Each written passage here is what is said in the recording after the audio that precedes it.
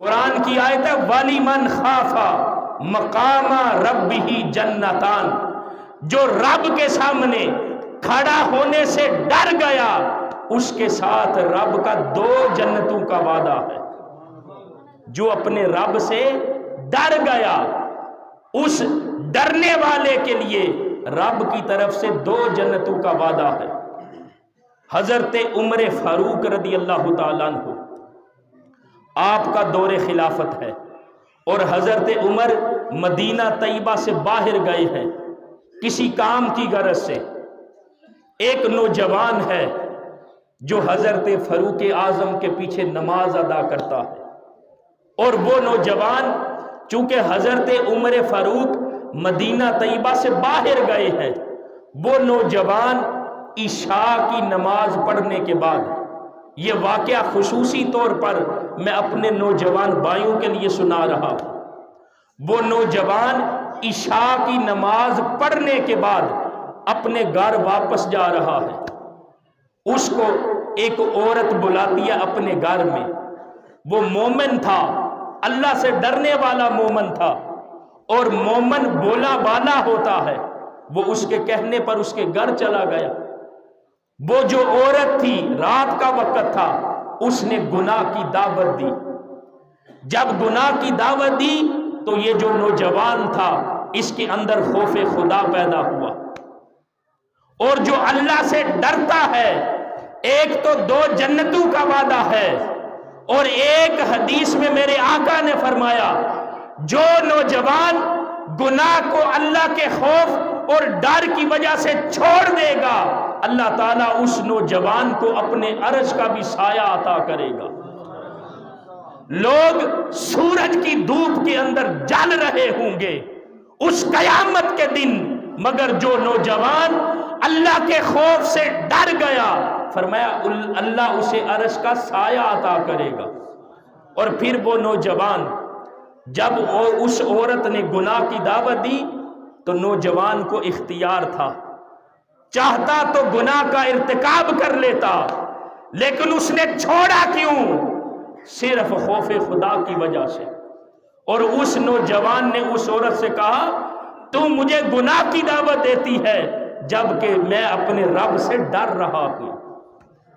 جب اتنا کہا اس نوجوان پر خوف خدا کا اتنا غلبہ ہوا کہ اس نوجوان کی خوف خدا کی وجہ سے روح جسم سے پرواز کر جاتی ہے۔ جب روح جسم سے پرواز کرتی ہے وہ عورت اپنی لونڈی کو بلاتی ہے، اس نوجوان کو باہر نکالتی ہے، اس کے باپ کو بلاتی ہے، اس کو سارا واقعہ بتاتی ہے۔ اس نوجوان کا باپ اپنے بیٹے کی میت لے کر، اپنے بیٹے کی لاش لے کر جاتا ہے، غسل دفن کفن انتظام کر کے اس کو دفن کرتے ہیں جنازہ پڑھ کر۔ لیکن جب فاروق اعظم واپس آتے ہیں تو آپ کی بارگاہ میں اس نوجوان کا واقعہ سنایا جاتا ہے کہ اس نوجوان نے اللہ کے خوف کی وجہ سے، اللہ کے خوف کا اتنا اس پر غلبہ ہوا تھا کہ اس کی روح جسم سے پرواز کر گئی ہے۔ جب حضرت فاروق اعظم نے سنا آپ نے فرمایا مجھے اس نوجوان کی قبر پر لے کے چلو، اور جب حضرت عمر فاروق اس نوجوان کی قبر پر گئے اس کی قبر پر آپ نے تلاوت کی وَلِمَنْ خَافَ مَقَامَ رَبِّهِ جَنَّتان، جو اپنے رب کے سامنے کھڑا ہونے سے ڈر گیا اسے 2 جنتیں ملیں گی۔ قبر سے آواز آتی ہے اس نوجوان کی، جب حضرت عمر فاروق یہ تلاوت کرتے ہیں نا قبر کے اندر سے آواز آتی ہے صدق ربنا وَلِمَنْ خَافَ مَقَامَ رَبِّهِ جَنَّتان۔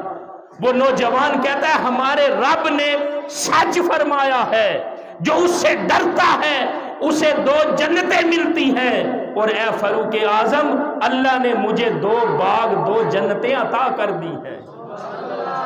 تو دوستان محترم میرے آقا کس لیے آئے ہیں؟ انسان کا تعلق رب کے ساتھ جوڑنے کے لیے، اور ایک کس لیے آئے ہیں؟ یہ جو انسان ہے جو حضور کے غلام اور امتی ہیں ان کو ڈرانے کے لیے آئے ہیں کہ جب بندہ ڈرتا بھی ہے تو خدا کے قریب ہوتا ہے۔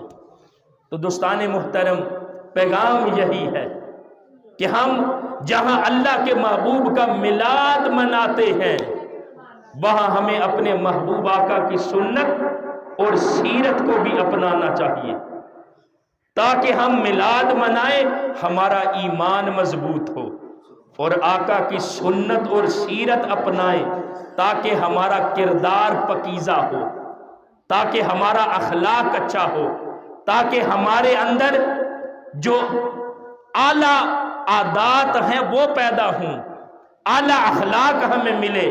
جب اعلیٰ اخلاق ملے گا تو قیامت کے دن وہی اخلاق حسنہ میزان پر سب سے وزنی ہوگا، اور سب سے اچھا مومن بھی وہی ہے نا جس کا اخلاق اچھا ہے۔